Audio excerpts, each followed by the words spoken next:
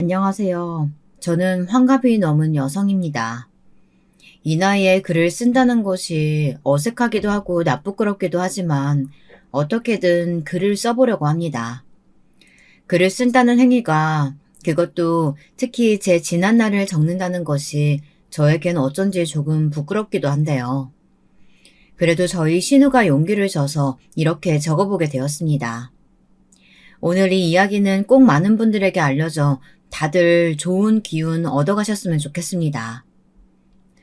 저는 남편에게 21살의 시집와 23세 애를 낳고 환갑의 나이에 이르기까지 참 많이도 당하고 살았습니다.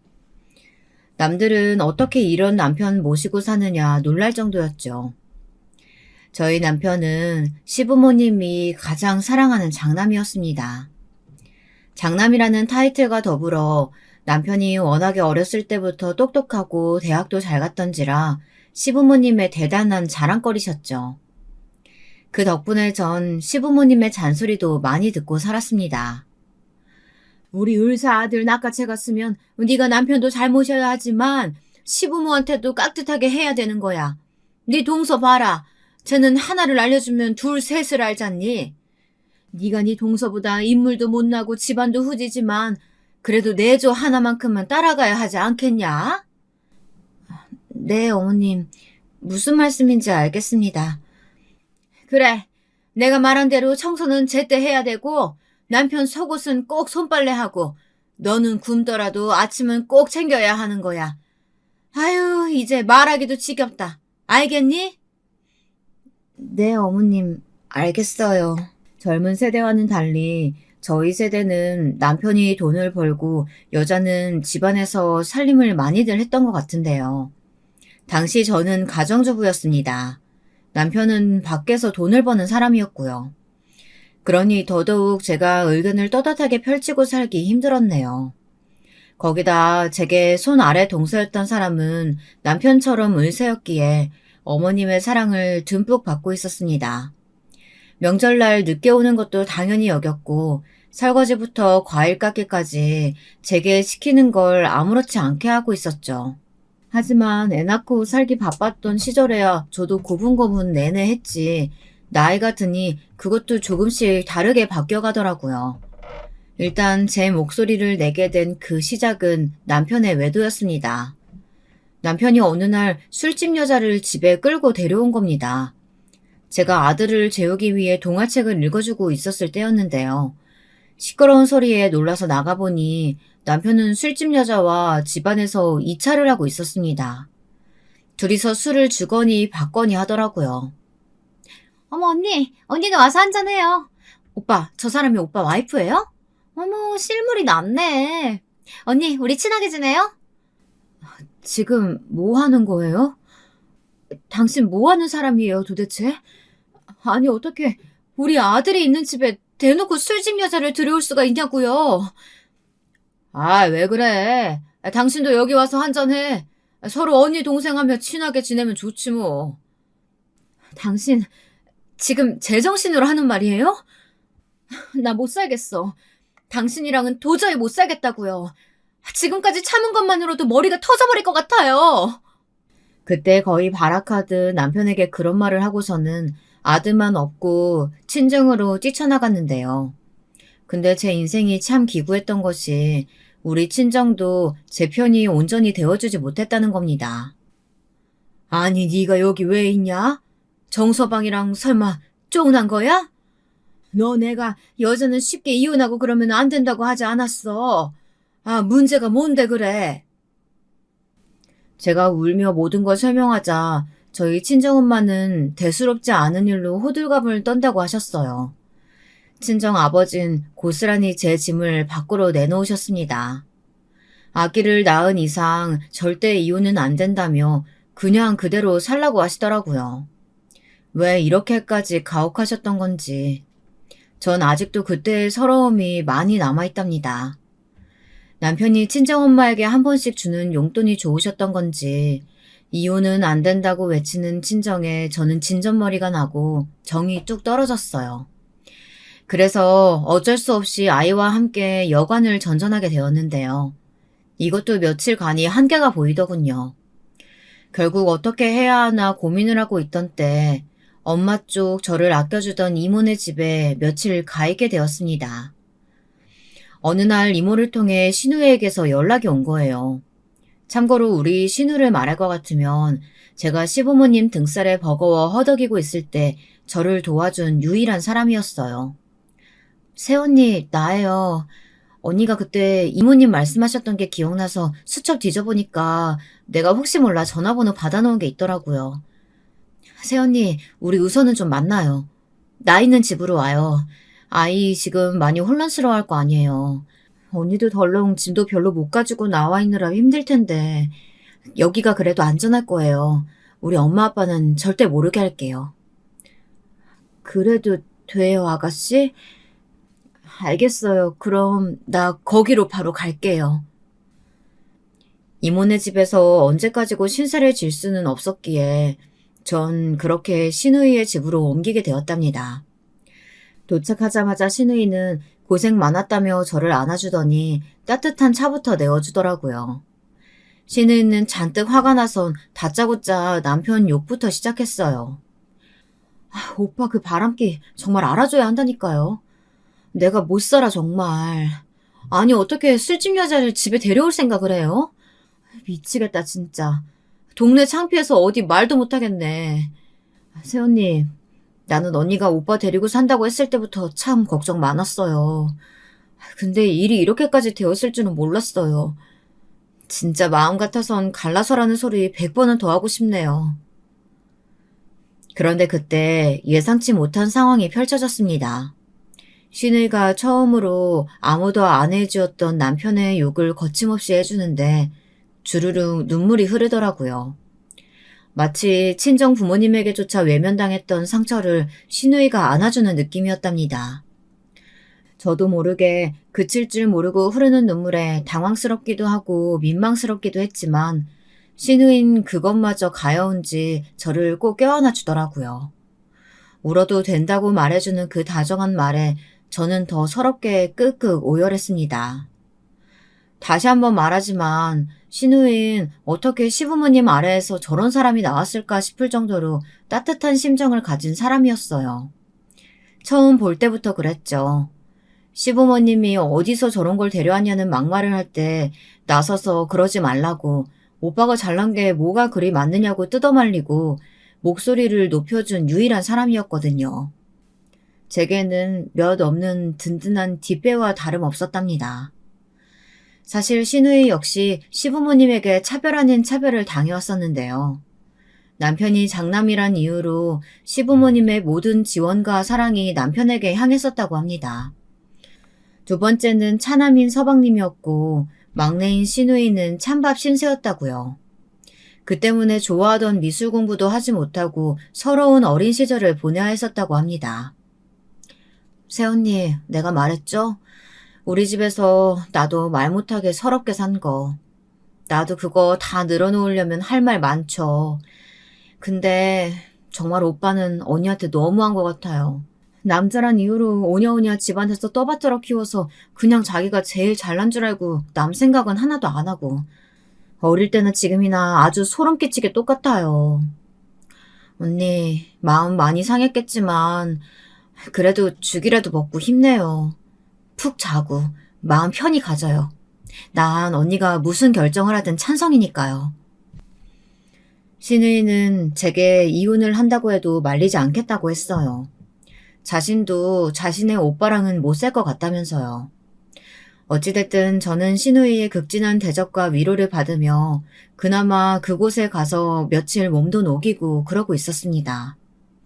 그런데 신우이 집에 갑자기 시어머니가 들이닥치면서 그 안온함도 깨지고 말았답니다. 너 내가 이럴 줄 알았다. 아이고 지 새끼가 어디로 숨었나 했더니 여기로 숨어 있었네. 너 이렇게 애 들고 내삐면 우리가 겁이라도 먹을 줄 알았니? 내 아들 밥도 안 주고 며칠 내내 뭐하는 짓거리야? 그것도 네 시누이 집에서. 부끄럽지도 않냐? 어머님. 어머님이랑 소리 집어치우고 당장 짐 싸. 엄마 그만 좀 해요. 언니가 생각이 있겠지. 그리고 오빠가 한 짓도 만만치 않더만. 그건 왜 말도 안 꺼내는 건데요. 엄마가 그렇게 자꾸 오빠 오냐오냐 감싸니까 저 모양 됐지. 넌 가만히 있어. 어디 하늘 같은 네 오빠를 나무라려고 드니? 그리고 넌 네 신우애까지 흘려가지고 아주 같은 편 만들고 못된 짓 하려다 본데 가진 거 없고 머리에 든 거 없으면 심성이라도 곱기라도 해야지. 어디서 이런 못된 것만 처먹어가지고 이 난리야. 당장 침 안 싸? 엄마, 그거 인격 모독이에요. 정작 못된 말하는 건 엄마라고. 신우이는 안달난 얼굴이었고 붉게 상기된 얼굴로 시어머니에게 또 한마디 쏘아붙일 준비를 하고 있었습니다. 늘 그랬듯 제 편을 들어줄 모양이었죠. 그런데 이때 제 입에서도 말이 흘러나왔습니다. 주눅 들고 그저 내내하며 수동적으로 대처했던 과거와는 달리 신우가 있어서 그랬는지 갑자기 용기가 솟더라고요. 그간 당해왔던 시집살이에 별것도 아닌 걸로 잡는 온갖 트집과 구박, 명절날 새벽에 오지 않았던 이유 하나만으로 3시간 동안이나 무릎을 꿇고 있어야 했던 것. 세세한 기억들이 하나하나 떠오르자 이혼을 하는 한이 있더라도 말해야겠다는 생각이 들었습니다. 입에 꿀 쳐발랐니? 말을 해봐라. 하기야, 네가 무슨 말을 하겠니? 어머니, 저 이혼하겠습니다. 그이 술집으로 놔두는 것도 모자라서 아예 술집 여자까지 데리고 와서 집에 앉히는데 저는 못 참겠어요. 어머님은 제가 가진 것도 머리에 든 것도 없다고 하시는데 제 눈엔 그 사람이야말로 그래요. 우리 아이가 허구한 날 밖으로 놔두면서 여자나 밝히는 그 사람한테 뭘 배우고 자랄지도 모르겠고요. 네, 욕하시려면 하세요. 근데 어차피 남편에게 이혼 유책 사유 있으니까 전 애 데리고 나가겠습니다. 정말이지 속이 뻥 뚫리는 기분이었습니다. 떨리는 목소리로 내뱉은 의견에 처음으로 속이 뚫리는 황홀함을 느꼈고 뒤에서 신우는 방긋 미소를 지으며 잘하고 있다는 말을 입모양으로 외치고 있었습니다. 시어머니는 의외로 제가 그렇게 당당하게 나올 걸 예상하지 못했는지 약간 얼떨떨해 하시더군요. 늘 제 앞에서 당당하셨던 분이 말 못하는 사람처럼 입을 꾹 다물고 있는 건 처음 보는 광경이었습니다. 그래서 더 고소했어요. 아마도 버릇없는 며느리보다 자기 아들 꼬리표에 이혼남이란 게 붙는 게 더 싫으셨던 것 같습니다. 시부모님은 다른 사람의 시선을 무척이나 신경 쓰는 편이었거든요. 두 분 다 교회를 다니시며 중요한 직책을 맡고 계시다고 하셨고 동네 사정도 이모저모 잘 아시는 편이었습니다. 그러니 더 남들 평가에 예민하셨겠죠. 거기다 시부모님은 동네에서 오랫동안 한 가게를 운영하고 계셨기에 동네 아주머님들의 모임이 시부모님 가게에서 곧잘 열리곤 했었습니다. 저도 인사할 기회가 몇 번 있긴 했었는데 인사를 할 때마다 아, 예, 우리 첫째 며느리 하고는 별다른 말이 없었습니다. 동네 아주머니들이 저를 더 반가워하시곤 했죠. 그러다 어쩔 땐 가게에서 내쫓듯 집에 보내려고 해서 당황스러울 때도 있었습니다. 어머니, 저 반찬통 가지러 왔는데요. 아, 그래, 거기 놔두고 빨리 가라. 뭐 하고 계속 거기 서 있어? 이제 손님들 올 텐데. 너는 얼른 가서 네 일 봐. 아, 네. 아이고, 거기 있으면 내가 또 누구한테 제 소개를 해야 되는데 저리도 눈치가 없나.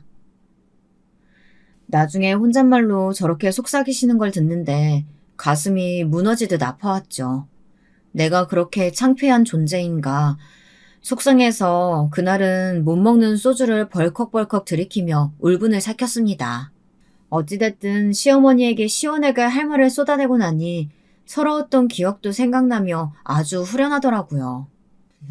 너 지금 나한테 대드는 거니? 아, 참. 그렇게 시어머니가 이 말씀을 남기고 시누이 집 밖으로 나갔을 땐 저와 시누이 둘 다 누가 먼저랄 것도 없이 방긋 웃었습니다. 그날 이후 시어머니의 시집살이가 줄어들었냐고요? 그랬다면 좋았겠지만 그러진 않았습니다. 다만 잡힌 게 하나 있다면 남편의 바람기였죠. 제가 이혼 이야기까지 입에 올리자 남편도 앞으론 자제하겠다는 듯 말을 하더군요. 남편 역시 자기 애한테만큼은 좋은 아빠로 남고 싶어하는 사람이었기에 한부 물러난 것으로 보였습니다. 그래, 내가 심했어 이번엔. 알았어. 당신 마음 이해해. 내가 우리 준우 생각하면서 이제부터 멋진 아빠 되어보도록 노력할게. 일단은 큰 섬심 쓰듯 저렇게 말하는데 믿어보자 하고 넘겼습니다. 시누이는 제가 그날 시어머니에게 당당히 말했던 것이 기분이 좋았는지 저에게 계속해서 잘했다며 칭찬을 거듭해줬어요. 앞으로도 엄마가 무례하게 굴 때마다 그렇게 나가라면서요. 그러던 어느 날 아이가 커가고 남편이 병원 개업을 하며 정신이 없어졌을 무렵 일이 하나 생기고 말았는데요. 다름 아닌 시아버지께서 암 판정을 받으신 거였습니다.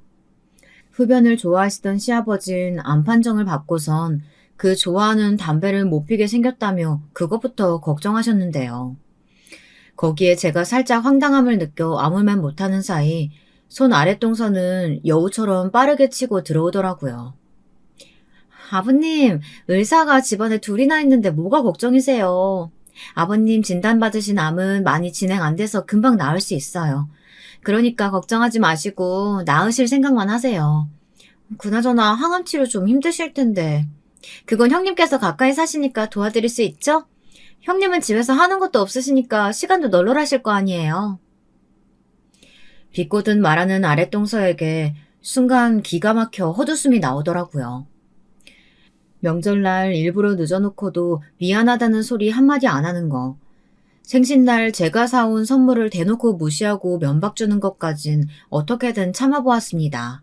근데 제가 계속 참아주니 저를 이젠 아예 대놓고 만만히 보는 것 같더라고요. 그래, 물론 내가 가까이 살면 그럴 수 있지. 근데 동서는 같은 말이라도 말이 왜 그래? 엄연히 내가 윗사람인데 너무 무례한 거 아니야? 그건 나쁜 말이지, 동서. 제 말에 분위기가 급격히 서늘해졌습니다. 시누이 역시 흡족한 미소를 지었어요. 그리고는 동서가 뭐라고 하기 전 빠르게 덧붙이더군요. 맞아요. 전업주부가 얼마나 하는 일이 많은데 시간이 널널하다뇨. 준우 이번에 중학교 들어가면서 바빠졌다는 소식 못 들었어요? 그리고 그런 생각은 속으로 해야지 밖으로 꺼낼 얘기는 아닌 것 같은데요. 어머, 참나. 둘이 쌍으로 편먹고 뭐 하는 짓이에요? 유치하게. 진짜 꼴값도 적당히 떨어야지. 전업주가 무슨 대단한 직업이라고요. 저기 아가씨. 아가씨도 그러시는 거 아니에요. 아, 여보, 뭐라고 한마디 해봐. 나는, 그만하지. 지금 그게 문제가 아니잖아. 왜 그래, 당신이야말로. 왜 형수님을 무안 주고 그래. 서방님이 자기 편을 들지 않자 더 심술난 동서는 결국 그 자리에서 내내 입술을 삐죽거리다 집으로 돌아갔습니다. 시아버지가 암에 걸린 문제로 회의를 하기 위해 모인 자리였는데 그렇게 삼천포로 빠져버렸던 게 참 황당하네요. 웃긴 건 시어머니와 시아버진 일이 그렇게 되어버린 것을 다 제 탓으로 돌렸다는 겁니다. 사람 많은 데서 아랫동서 면박 줘야 네가 속이 편하지? 넌 심보가 못돼 처먹었다. 너보다 더 배운 사람이면 존경심을 갖추진 못할 망정. 그러니까 네가 그 수준인 거야. 어머니, 이게 왜 제 탓인가요? 너 때문에 자리가 엉망되었으니까 너 탓이지. 네 시아버지가 저리 아프신데 걱정을 하지는 못할 망정. 내가 며느리를 잘못 둬도 한참을 잘못 뒀지. 처음부터 두 팔 걷어붙이고 뜯어 말렸어야 하는데. 아픈 시아버지를 들먹이는데 억울하지만 넘어갈 수밖에 없었어요. 근데 거기다 동서는 저를 무시하려다 된통 당한 게 억울했던 건지 약이 오를 대로 올라 시어머니와 편을 제대로 먹었더군요. 시어머니 역시 저에게 하고픈 말이 많으셨나 봅니다. 일단 사건의 발단은 시아버지가 와 만취 판정을 받은 기념으로 열린 축하 자리였는데요. 동서는 일부러 여기서 자신이 얼마나 시아버지를 챙겼는지부터 시작해서 의학 지식을 뽐내며 자랑을 하더라고요. 영어도 섞어가면서요. 이렇게 말하면 형님은 못 알아들으시려나? 라는 말도 덧붙여가며 시아버지의 호전 과정을 말하는데 굉장히 기분이 나빴습니다. 시어머님 그걸 보시더니 아이고 우리 작은 아가가 공부를 정말 많이 하긴 했구나. 나는 무슨 말인지 된통 모르겠지만 그래도 우리 며느리 참 자랑스럽다. 우리 장남도 그렇고 다들 고생 많았다. 네 시아버지가 복이 많아. 똑똑한 며느리 뒀으니까. 여기서 말하는 똑똑한 며느리엔 절대 제가 해당이 안 되겠죠. 어머님의 남편 편에 둘째 며느리 편에는 정말이지 대단했습니다. 그래도 일단은 좋은 자리라 꾹 참고 넘어가려고 했는데요. 동서가 툭툭 건들기 시작하더라고요. 그것도 시어머니와 합세해서 말입니다. 아니 근데 형님은 요즘 집에 계시면서 뭐 하세요? 학원 보내시고 적적하실 거 아니에요. 뭐 책이라도 읽으세요? 책 읽는데 그건 왜 물어 동서? 아, 그럼 형님한테 책 선물해드려야겠네요. 저희 아이 공부하는 거 보니까 형님 수준에 딱 맞는 책들이 여러 권 있어서요. 실력 향상에 도움될 것 같아요. 제가 공부할 수 있는 수첩이랑 몇 가지 같이 드리려고 가져왔어요. 대단히 선심 쓰듯 말하며 싱긋 웃는 동서의 말에 안 받겠다는 말로 받아치고 싶었어요. 그런데 동서는 제 말이 끝나기도 전 자신의 명품 가방에서 뭔가를 꺼내더라고요.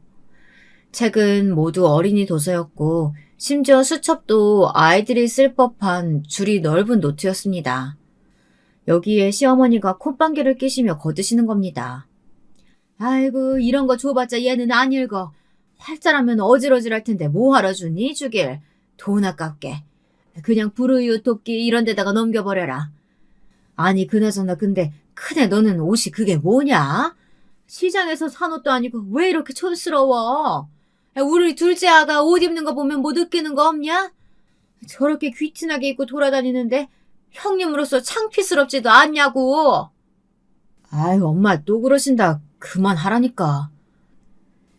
그나마 생각에 있는 서방님이 나서려는데 여기서 저의 구원투수가 등장했습니다.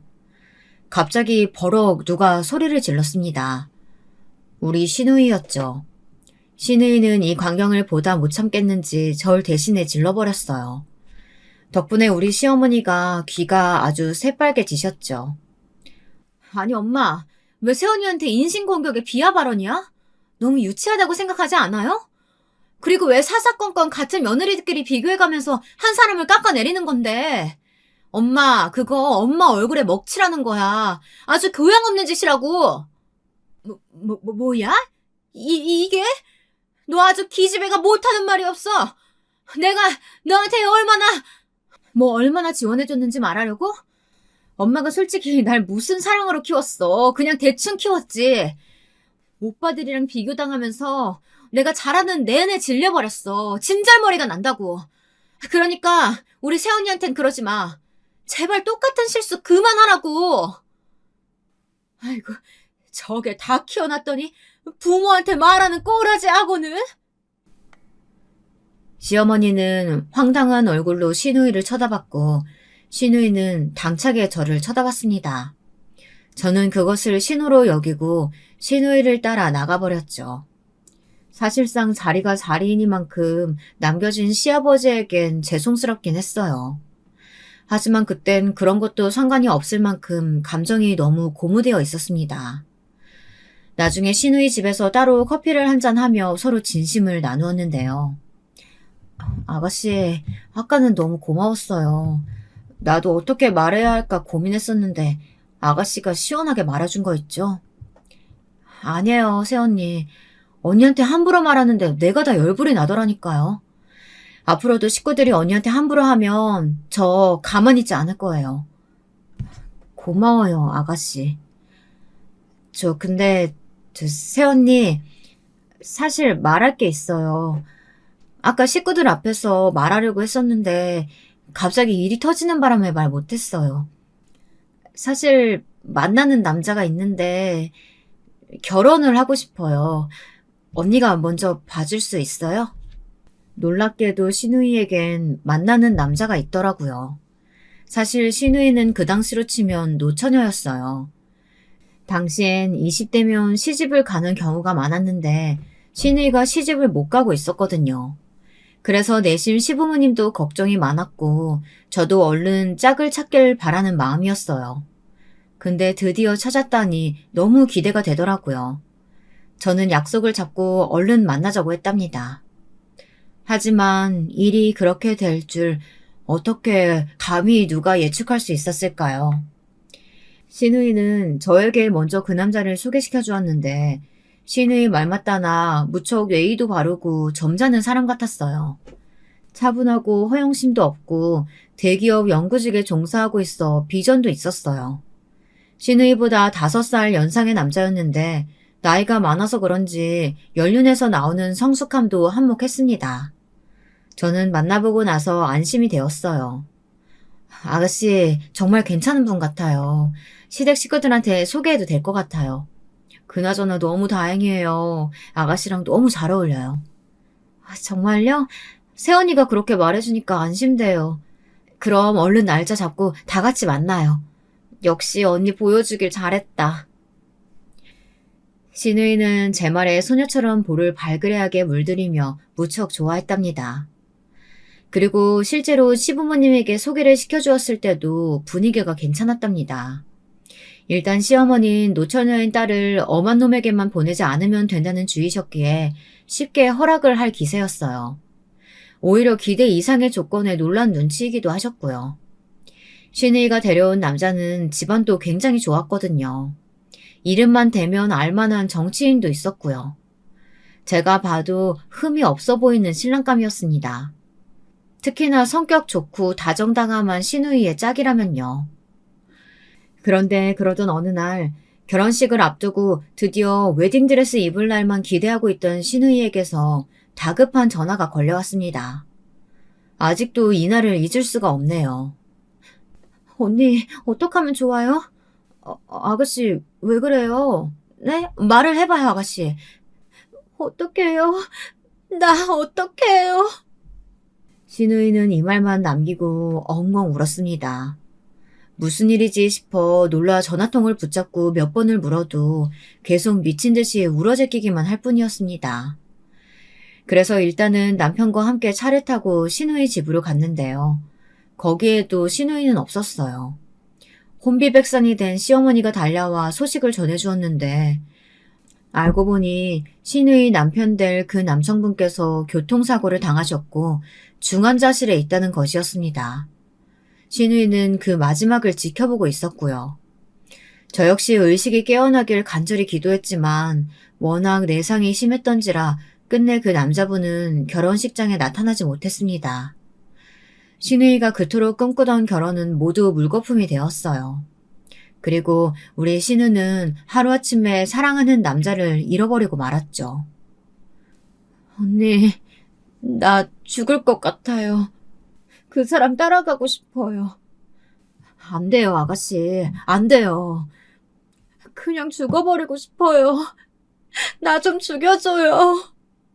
신우이는 장례를 치르며 무척이나 힘들어했고 그 후도 마찬가지였어요.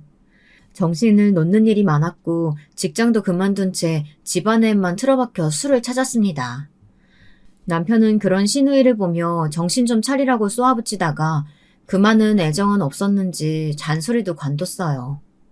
저만이 혹여나 잘못될까 싶어 신우이 곁에 남았죠. 언니, 미안해요. 내가 나약해서. 아니에요, 미안하긴. 근데 아가씨, 나쁜 생각하면 안 돼요. 우린 어떻게든 살아야 돼요. 힘들지만 일단은 그래야 돼요.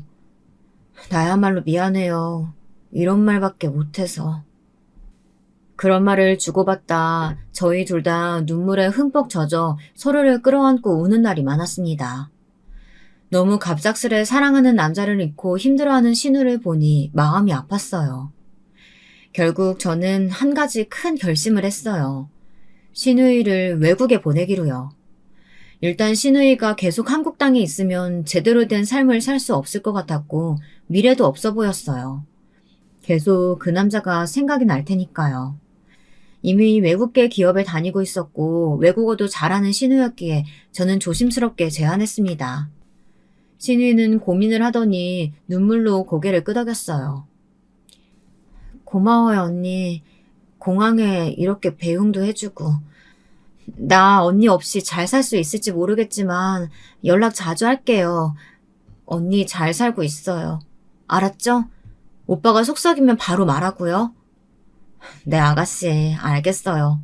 아가씨 걱정만 해요. 내 걱정은 하지 말고.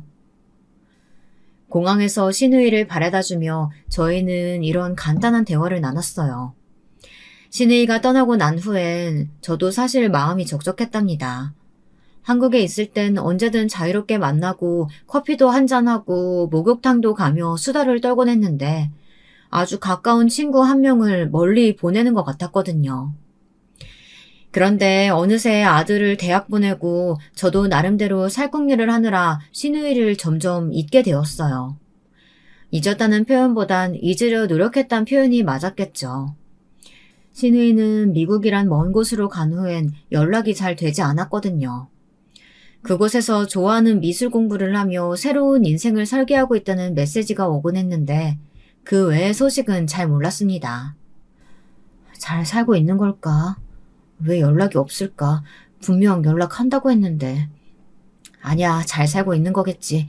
무소식이 희소식이라잖아.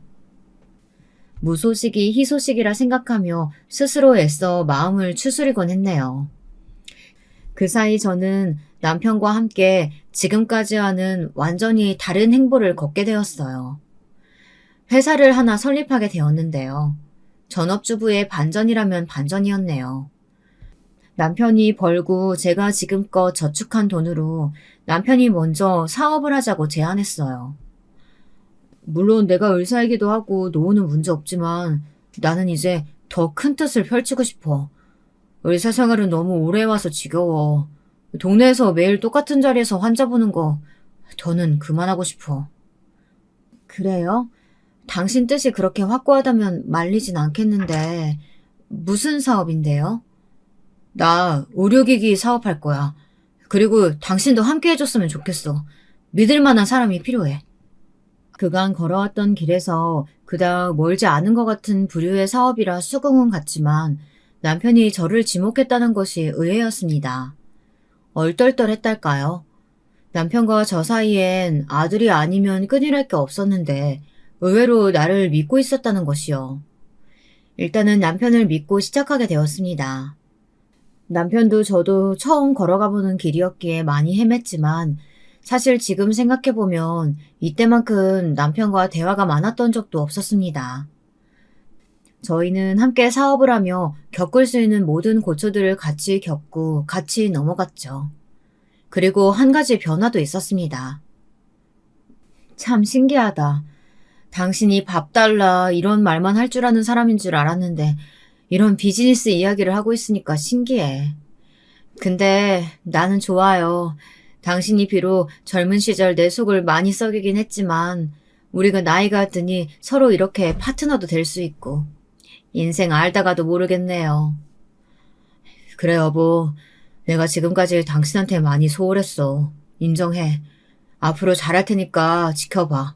나 빈말 같은 거 하는 사람 아니야. 남편은 남편으로선 빵점, 아들에겐 그래도 중간 이상은 되는 사람이었습니다. 그렇기에 같이 살부딪히고 살았죠. 젊은 시절엔 제 속을 지지리도 썩였고요. 근데 사업을 같이 시작하고 대화가 많아지며 어쩐지 남편과 저 사이에 정이라는 게 생기는 기분이었달까요? 묘했습니다. 사업을 시작한 지 10년 차가 되어가며 어느 정도 자리를 잡았고 같은 굴곡을 넘었기에 동지애가 싹튼 것일까요? 거기다 저도 나이가 드니 쉰을 넘어가며 남편과 등산도 같이 해보고 싶고 여행도 가고 싶어졌어요. 누군가 의지할 대상이 필요했나 봐요. 그렇게 저희 부부는 주말에 한 번씩 등산도 같이 가고 동호회도 들게 되었습니다. 남편과 처음엔 이렇게 지낸다는 것이 어색하기도 하고 그랬었는데 이것도 나름 적응이 돼서 이젠 남편이 없으면 적적하더라고요. 그러다 어느 날엔 남편이 이런 말을 하더군요. 그날은 새해 첫날, 떠오르는 해를 함께 보고 있었습니다. 지난 날을 생각하면 후회되는 게 참 많아. 특히 당신한테 못한 거 말이야. 내가 을사란 이유 하나만으로 당신 무시하고 매번 우리 어머니 편만 든 거. 그거 정말 후회해. 나는 내 동생보다도 못했던 것 같아. 미안해. 묵직하지만 진심이 담겨진 한마디에 저도 모르게 눈물이 고였습니다. 그 눈물이 주르륵 떨어지는 것도 모른 채로요. 전 이때 이로써 진정한 부부 사이가 되었다 생각했습니다. 그런데 말이죠. 인생은 참 반전의 반전, 드라마보다 더한 것이 인생이더라고요. 남편의 사업이 안전궤도에 완전히 들어섰다고 생각했을 때 생각지도 못한 투자 실패로 망한 것입니다. 처음엔 믿을 수가 없었는데요. 이것이 현실이었어요. 사업이라는 게 그렇더군요. 호시절엔 그토록 여유를 누리다가 나쁜 시절이 되니 처참하게 비참해지는 그런 것이요. 많은 위험을 떠안고 시작한 사업이었지만 갑자기 이렇게 되니 저도 남편도 너무 당황스럽고 무서웠습니다. 게다가 저희 부부가 신을 넘긴 나이에 이런 일이 터졌으니까요. 여보, 어떡하면 좋아요? 노후 대책이고 뭐고 다 무너져 버렸잖아요. 우리 어떻게 살아가냐고요. 아, 나도 몰라. 왜 그걸 나한테 물어봐? 아이, 진짜 재수없게. 가서 술이나 사와. 여기서 징징거리지 말고. 듣기 싫어 죽겠으니까. 뭐라고요? 당신은 지금 그런 말이 나와요? 아유, 진짜 대책 없는 사람이네. 당신, 이 상황이면 당신도 발벗고 나서서 뭐라도 할 생각을 해야죠. 하긴 뭐래. 어차피 망했는데. 이왕 망한 거 그냥 이렇게 살다 뒤지는 수밖에 없다고. 속상한 마음은 이해하지만 정도가 지나쳤어요. 남편은 의사였고 의사로서 일을 할 수도 있었지만 술독에만 빠져 지냈습니다. 속이 바짝바짝 타들어갔습니다. 매일 절망의 연속이었어요. 할 수만 있다면 저도 매일 술만 마시고 정신을 잃고 싶은 심정이었답니다. 하지만 이때 너무도 다행스럽게 위기를 극복하게 해준 건 바로 저희 아들이었어요. 언제 어른이 된 건지 아들이 나서서 하나하나 사업을 정리해 나가더라고요. 엄마, 내가 처리할 수 있는 건 다 해놓을 테니까 일단은 좀 쉬고 계세요. 아버지도 많이 힘들어 보여요. 아들은 다행히 경영학을 전공하고 자기 회사를 꾸려나갔던 것을 바탕으로 저와 남편의 회사를 차분히 정리해 나갔어요. 그러더니 몇 달 후엔 자기가 한번 어떻게든 살려보겠다는 의지를 밝혀오더라고요. 아니, 어떻게 하겠다는 거야. 얘야, 그러지 마라. 우린 지금 이 빚도 감당하기 어려워. 엄마, 자신이 있어서 말씀드리는 거예요. 저 믿어보세요. 아들의 말엔 확신이 가득 차 있었습니다. 총명하게 반짝거리는 아들의 눈빛을 보니 저도 모르게 스르르 몸에 힘이 풀렸죠. 그때까지도 남편은 집안 돌아가는 꼴에 관심도 없었습니다. 아들이 뭘 하고 있는지도 몰랐어요. 그리고 몇 년 후 어떤 결과로 돌아왔는지 들으신다면 깜짝 놀라실 겁니다. 아들이 저와 남편이 일군 회사를 전성기였을 때보다 더 큰 좋은 회사로 돌려놓은 것이었어요. 세상에, 어떻게 이런 일이 있다니? 나는 믿을 수가 없구나. 회사 로비에서 엉엉 우는 저를 다 큰 아들이 힘껏 껴안아 주었습니다. 그리고 남편 역시 정신이 돌아와서는 미안했다며 중얼거리더군요. 초라한 노인의 모양새가 되어 그러는데 우리 아들은 남편의 무책임했던 행동도 용서해 주었답니다. 그런데 이때부터 남편의 주접이 시작되었어요. 남편이 갑자기 아들에게 용돈을 요구하고 나서는 겁니다. 회사가 잘 굴러가는 것 같고 자기도 이제 살 것 같으니 사치를 부리고 싶었던 모양이에요. 너도 알다시피 부모가 나이 들면 자식이 어느 정도 경제적인 부분을 지원해줘야 하는 거야. 알지? 내가 많이 바라진 않는다. 한 달에 300 정도면 충분할 것 같구나. 어머나 세상에, 이 양반이 미쳤나? 아니다. 잘못 들은 걸로 해라. 무슨 말이에요? 그게 300이라니.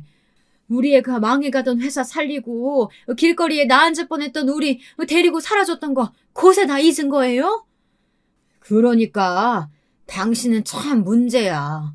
왜 이상한 거에 토를 달아? 그렇게 생각이 없어? 가방끈이 짧으면 머리라도 잘 굴리든가 눈치라도 있어야지. 아휴.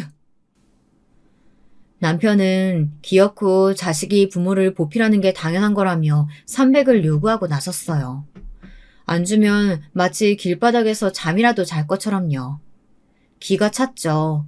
제 아들과 며느리가 길거리에 나앉을 뻔한 저희를 구해주고 그렇게 다정스레 대해줬던 걸 저리 갚다니. 너무 민망스러워서 며느리 얼굴을 쳐다볼 수도 없었습니다. 여기서 끝난 것도 아니었어요. 제가 아들에게 결단코 용돈을 주지 말라고 하자 남편은 손찌검을 시작했습니다. 처음엔 물건을 던지는 것으로 시작했는데 어느 날부턴가 그 물건이 점점 제 쪽으로 향하기 시작하더라고요. 무서웠습니다. 이 나이가 되어 맞고 사는 여자가 될 줄 어떻게 알았겠나요? 당신 그만 못해요? 한 번만 더 때리면 경찰에 신고할 거예요. 어디 이따위 짓거리를 하고 있어요? 입 닥쳐! 더 맞기 싫으면! 나중에는 이웃들에게서 민원 신고가 들어와 남편이 조금 잠잠해지긴 했지만 그때부터 제 마음에 우울이 흘러 들어온 것 같아요. 정신과를 다니며 약을 복용한 것도 그때쯤이었습니다. 그리고 이 시기에 아무에게나 제 이야기를 털어놓고 싶어 시누이에게 편지를 보내곤 했었는데요. 잠깐 시누이가 한국에 들어왔을 때 받은 미국 주소지로요.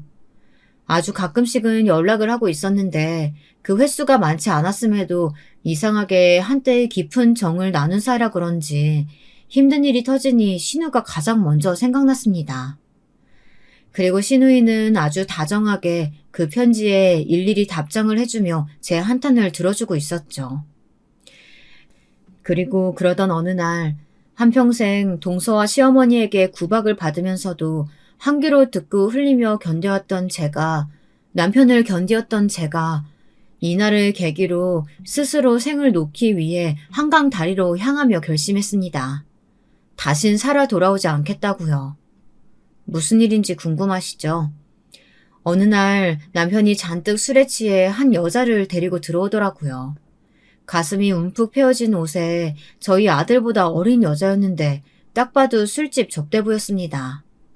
근데 그 여자와 시시덕거리며 거실을 차지하고 앉아선 이런 말을 짓거리더라고요. 언니, 언니도 와서 한잔해요. 오빠, 저 사람이 오빠 와이프예요? 어머, 실물이 남네. 언니, 우리 친하게 지내요. 지금 뭐 하는... 아, 왜 그래? 당신도 여기 와서 한잔해. 서로 언니 동생하며 친하게 지내면 좋잖아. 왜? 불만 있어? 불만 있으면 가서 네 아들한테 나 용돈이나 더 달라고 하던가. 여러분도 이 말들 혹시 익숙하신가요? 네, 바로 몇십 년 전 우리 아들이 아주 어렸을 때 남편이 술집 여자애를 끌고 들어와 했던 대화와 아주 똑같았습니다. 아들에게 동화책을 읽어주고 있었을 때 그런 말을 하며 저를 농락하더니 지금도 마찬가지더군요. 제가 차라리 남편 머리에 술병을 깨뜨리던지 무언가를 했다면 다행이었었겠죠. 근데 우울증에 미쳐 돌아가고 있을 때라 그런지 나약한 마음이 생기더라고요. 제 처지가 너무도 서럽고 비참했습니다. 젊은 날의 저와 늙은 날의 저는 달라진 게 하나도 없었어요.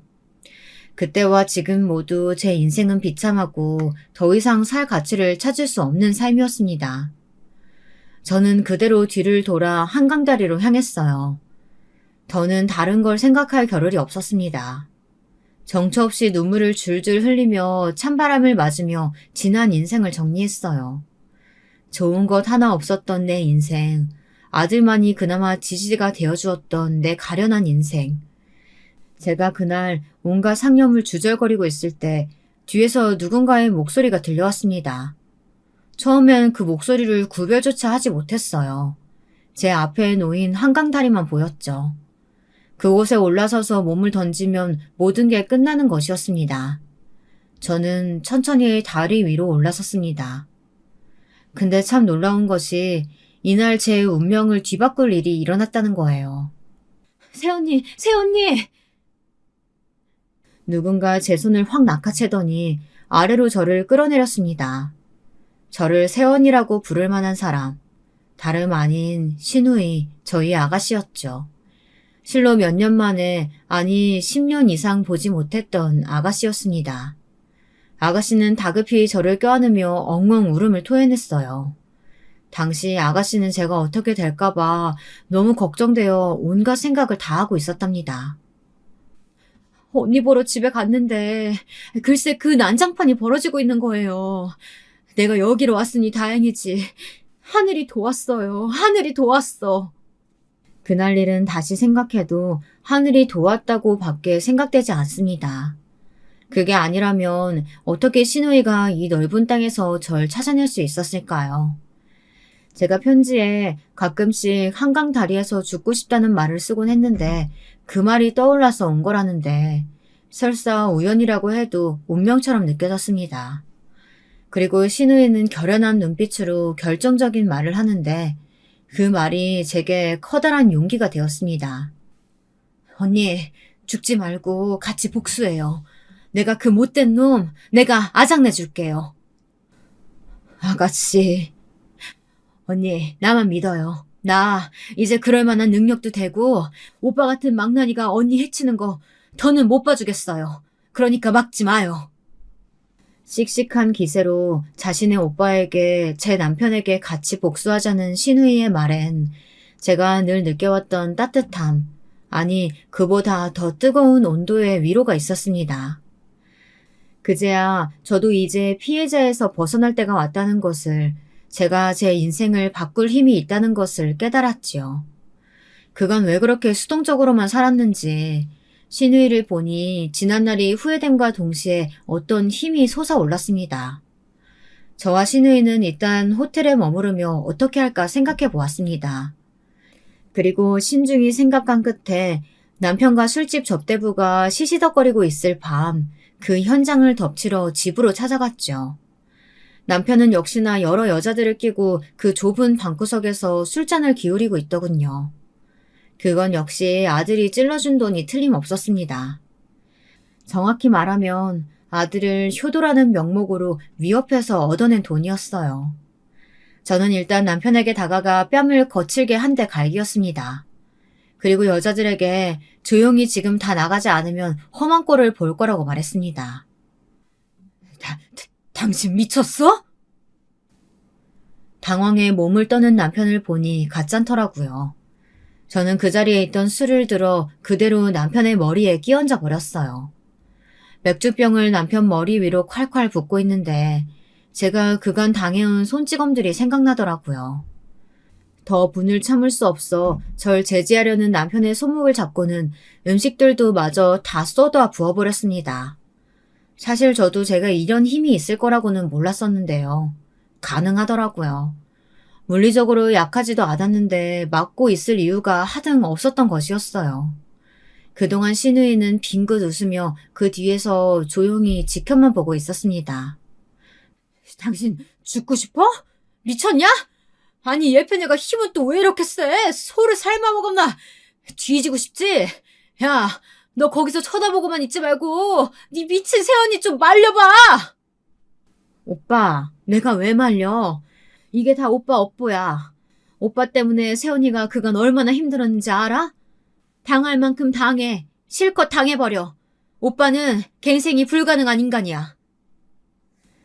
신우이는 남편이 물건을 던지려 하자 그것을 몸으로 막아주었어요. 나중에 뒤따라 나온 신우이의 아들이 또 도움을 주었습니다.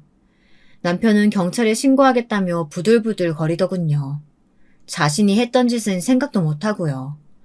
그래서 전 당당히 내질렀습니다. 그래, 고소해. 어디 나도 막 고소하게. 당신이 지금까지 나 때린 거 상해 진단서 다 떼어놨으니까 누가 이기나 보자. 그 말에 남편은 꼼짝을 하지 못했어요. 마지막으로 이 상황은 아들이 마무리를 해주었는데요. 아들에게 부끄럽지만 저는 남편 집에 가기 전 제가 지금껏 남편에게 손찌검 당해온 것들을 말하며 남편의 진짜 모습을 말해주었습니다. 지금까지 아버지에게 드린 돈 다 되갚으라고 말하고 싶지만 그건 참을게요. 엄마를 봐서요. 우리 불쌍한 엄마, 더 불쌍하게 만든 아버지, 평생 용서할 수 없을 겁니다. 그것만 기억해 주세요.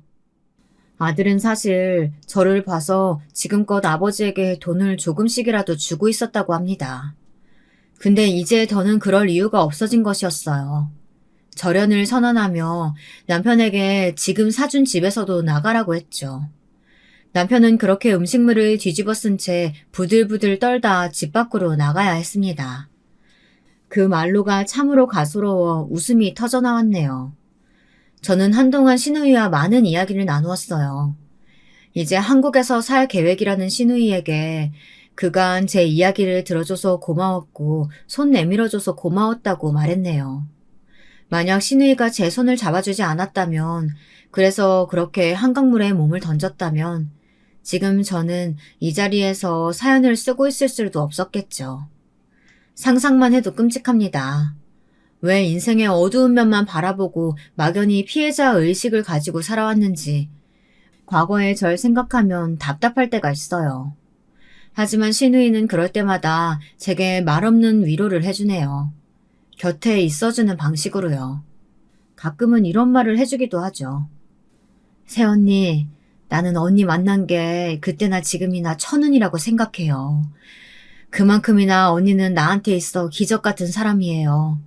그러니까 나는 언니가 언니 자신을 좀 좋게 봐줬으면 좋겠어. 그게 내 소원이에요. 앞으로의 인생만 생각해요. 앞으로 언니 인생은 꽃길일 테니까. 담담하게 울려 퍼지는 시누이의 말에 저는 찻잔에서 입술을 떼고 눈물을 훔치곤 한답니다. 저를 지옥에서 벗어나게 도와준 사람, 우리 시누이. 저는 시누이에게 감사한 마음으로 하루하루를 귀중하게 생각하며 살려고 해요. 누구에게나 삶은 공평하게 버겁고 버겁겠지만 시누이 같은 마음을 가진 사람이 주변에 있다고 생각하면 저는 없던 힘도 솟아나거든요. 그리고 따뜻해진답니다. 아마 그런 마음이 있기에 우리는 힘든 현실 속에서도 희망을 찾고 다시 일어설 힘도 얻을 수 있는 거 아닐까 싶어요. 자신을 일으킬 힘까지도요. 부끄럽지만 여기까지가 제 사연이었답니다. 한 여자가 죽음을 선택했다 다시 되돌아오는 이야기. 쓰기에 많이 망설여졌지만 막상 쓰고 나니 후회가 없네요. 여러분 모두 자신을 소중히 생각하는 하루를 보내시길 진심으로 바라겠습니다.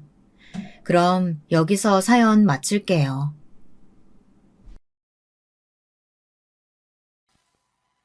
안녕하세요. 어디서부터 이야기를 써내려가야 할지 모르겠네요. 오늘은 오랜만에 커피도 마실 겸 아이 데리고 카페에 와서 노트북으로 글을 쓰게 되었어요. 먼저 제 소개를 드리자면 저는 어느새 40대 초반을 지나고 있는 아이 엄마예요. 남편과는 20대 후반에 만나 결혼을 했어요. 남편은 당시 제가 일하던 빵집 옆에 있는 회사 직원이었는데 남편이 빵돌이라 저희 빵집의 단골 손님이었거든요. 저녁을 빵으로 대신할 정도였으니 어느 정도인지 예상이 가실 거라 생각합니다. 아무튼 남편은 넉살이 좋아서 가끔 가게에 오면 사장님과도 수다를 잘 떨어 어느새 저와도 친해졌고 그렇게 두루두루 다 친하게 지내는 스타일의 사람이었는데요. 하지만 아무리 친하고 서로 호감이 있다 하더라도 이게 연인으로 발전하기까진 쉽지 않잖아요. 기껏해야 남편이 빵집에 머무는 시간이 5분, 10분인데 말이죠. 마음은 있었지만 표현하기 쉽지 않아 그저 짝사랑만 하고 있었을 때 어느 날 제가 쓰레기를 버리러 가는 길에 남편과 마주친 거예요. 마침 가게를 마감하고 나왔을 때라 앞치마를 메고 있지도 않았죠. 남편은 제 손에 들린 쓰레기를 보곤 서둘러 자기가 도와주겠다며 들어주더니 마감했냐 묻더라고요. 네, 마감했는데 오늘은 빵이 다 떨어져서 조금 일찍 끝냈거든요. 근데 또 빵 드시게요? 그러다 뱃속이 빵으로 꽉 차겠어요. 그럴까요? 그래도 빵이 좋은 걸 어쩌겠어요. 빵 드시고 싶으시면 여기 좀 드릴게요. 사실 가게에 남은 빵이 있어서 사장님이 저에게 가기 전에 몇 개 주셨거든요. 단골이시고 하니까 드세요. 서비스예요. 정말요? 이거 저 주시는 거예요? 너무 감사한데요. 보답으로 그럼 제가 저녁 사드릴까요? 네? 저녁 아직이시죠? 근처에 제가 잘 아는 카레 가게가 있는데 진짜 맛있거든요. 따라오시면 후회 없을 겁니다. 같이 가요. 그렇게 저는 남편에게 건넨 빵에 대한 보답으로 끌려가듯 저녁을 얻어먹게 됐어요. 남편이 데려간 카레 가게는 조촐하고 아담한 크기의 식당에 군데군데 놓인 촛불이 테이블 위에서 반짝이는 공간이었는데 무척 좋았어요. 식당의 분위기도 음식도 내 앞에 놓인 사람도 모두 안성맞춤이었어요. 저와 남편은 그날 연락처를 주고받으며 연인이 되고야 말았어요.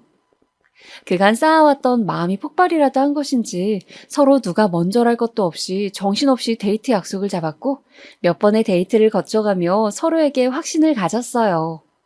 아마 연애했을 당시엔 나사 하나가 빠진 채 무언가에 홀렸던 것 같아요. 술에 가득 취한 상태 비슷하게 남편을 만나 연애하고 그리고 6개월도 안 되는 시간 안에 결혼까지 순식간에 흘러가 버렸으니까요. 하지만 제 결혼 소식에 우려를 가장 많이 드러냈던 사람은 친정엄마였어요. 엄마는 그간 남자친구도 잘 사귀지 않고 일만 하던 딸이 드디어 사랑하는 사람을 만났다 하자 그건 그거대로 축하해 주셨지만 더 만나보지 않고 결혼하는 것에 걱정을 표하셨어요. 미수가 다 좋은데 그래도 엄마는 조금 더 만나보고 결정했으면 좋겠는데 아무리 그래도 1년도 안 돼 결혼하는 건 이르지 않니? 그래, 아빠 생각도 그렇다. 나이 든 사람 생각일 수도 있지만 아빠는 네가 신중했으면 좋겠다. 그 사람이 별로라는 게 아니고 만나다 보면 안 맞는 부분도 있을 수 있는데 부부가 되어 그걸 하나하나 맞추려 하다 보면 네가 힘들어질 수도 있어. 연인일 때야 헤어지면 그만이지만 결혼은 선택지가 이혼밖에 없으니까. 아마 그때 엄마와 아빠가 절 말려주신 게 어떻게 보면 하늘의 계시라고도 할 수 있겠네요. 하늘이 제 앞에 펼쳐질 고난을 미리 알고 말리려는 계시 말입니다. 저와 남편이 굉장히 다른 사람이라는 건 사실 결혼 전에도 알 수 있는 징조가 한 번 있었어요. 저는 조촐한 결혼식을 하길 바랐는데 남편은 무리하게 돈을 다 털어서라도 크고 성대하게 치르고 싶다 하더라고요. 물론 결혼식이 일생에 한 번에 있는 거니 저도 뭐 돈 들여 화려하게 하면 좋죠. 근데 저나 남편이나 모은 돈이 크지 않은데 그걸 다 털어가면서 결혼식을 해야 한다는 남편의 주장은 이해가 안 되었어요. 저기 오빠가 말하는 결혼식 좋은데 이 예식장은 너무 비싸지 않아? 얼마 정도는 저축해야 생활비로도 쓸 텐데 이 예산이면 우리 생활비가 부족해져. 아니, 미수가 무슨 생활비 걱정을 해. 오빠가 회사 다니고 있고, 너도 어차피 아이 낳을 때까지는 계속 돈 벌 건데, 두 사람이 사지 멀쩡하고 꼬박꼬박 월급 들어오는데 무슨 걱정이야? 너 나 못 믿어? 내가 설마 뭐 결혼하면 돈 안 벌고 집에서 쉴까 봐. 아유, 아니, 오빠. 난 그런 말이 아니라. 그럼 그냥 여기서 그만하자. 난 결혼식만큼은 성대하게 치르고 싶단 말이야. 사람들이 보는 시선도 있는데 여기 내 동창들도 다 와. 그중엔 의사 된 놈도 있고 회사 창업에 성공한 놈도 있어. 근데 그런 놈들 앞에서 까오죽고 싶지 않아. 미숙이 너도 여자로서 한 번 있는 결혼식인데 비싼 웨딩드레스 입고 좋은 데서 하면 좋잖아. 결국 이건 남편에게 져줬어요. 정말 져줬단 표현이 맞을 겁니다. 끝까지 우기려면 우길 수도 있었고 싸울 수도 있었지만 남편과 결혼 전부터 갈등을 만들고 싶지 않았거든요. 또 이런 생각도 있었어요. 저희 친정이 가난했기 때문에 남편이 해오는 돈에 비하면 작게 혼수만 해갈 예정이라 눈치가 보였는데 결혼식마저 크게 해버리면 그만큼 지출 비용이 크니 걱정이 되더라고요. 그때는 아직 시부모님과 안면도 많이 익히지 않았을 때였으니 시부모님 입장에서 어떻게 생각하실지도 염려되었고요. 근데 의외로 저희가 결혼식을 크게 한다 하니 좋아하시더군요. 그래, 잘 생각했다. 내 아들 결혼식인데 우리 집안 체면도 있고 그 정도는 되어야지. 맞아요, 엄마. 그쵸? 미숙이는 비용 많이 들어간다고 벌써부터 걱정이야. 아이고, 그러지 말아라. 우리 집안 그렇게 통 작은 집안 아니다.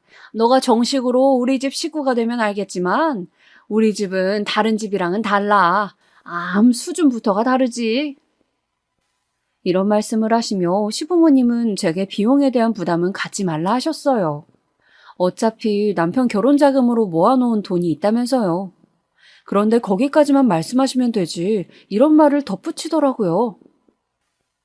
내가 널 며느리로 받아준 것도 참 감사할 일이야, 그지? 네? 알고나 있으라고 하는 말이야. 농사하는 집은 원래 내 후보에도 없었다. 사자 며느리이거나 그도 아니면 재산이 우리 집 수준이랑은 비슷해야 했지. 그래도 네 시아버지가 널 받아주라 했다. 집안이 중요한 게 아니고 애 인성이 중요하다고. 들어보니 그건 또 맞는 말 같아서 허락한 거다. 내가 또 아무리 잘났다 해도 고분고분하지 않는 며느리는 못 드리거든. 시댁은 잘 사는 편이었어요. 시아버지께서 젊었을 적 사업을 하셨는데 사업이 잘 돼서 집도 여러 채 사놓으시고 그러셨거든요. 남편은 덕분에 굉장히 유복한 어린 시절을 누리며 자랐다고 하더라고요. 흔히 잡지에 나올 법한 정원 딸린 거대한 전원주택 있잖아요. 남편은 그런 집에서 자랐다고 하더라고요. 저와는 완전히 정반대의 어린 시절이었죠. 저는 부모님이 동네에서 슈퍼 하나를 사셨는데 정말 말 그대로 동네 슈퍼라 늘 밥만 굶지 않을 정도의 생활만 유지하며 살았거든요. 그러다 동네에 대형마트가 생기면서 저희 집 슈퍼가 망하는 일이 생겼어요. 그러면서 집안 사정이 확 기울었고 그때부턴 고등학생이지만 아르바이트를 하며 지내야 했어요. 부모님에게 짐이 될까봐 대학도 가지 않았고요. 그런데 제 사정도 모르시는 시어머니가 굳이 저렇게 말하실 필요가 있을까요? 기분이 너무 나빠 결혼식을 목전에 두고도 취소하고 싶어지더라고요. 그래서 표정 관리가 안 된 채로 앉아 있는데 거기서 시누이와 남편이 시어머니를 말리고 들었죠. 아유, 엄마, 말이 왜 그래? 그만하고 밥이나 먹으러 가자. 하여튼 엄마는 나중에 아빠한테 한 소리 들으려고 이러지? 내가 다 이른다? 시어머니와는 다르게 시누이와 시아버지는 사람이 괜찮았어요. 한 집안 식구라는 게 가끔은 믿을 수 없을 정도로 말이죠.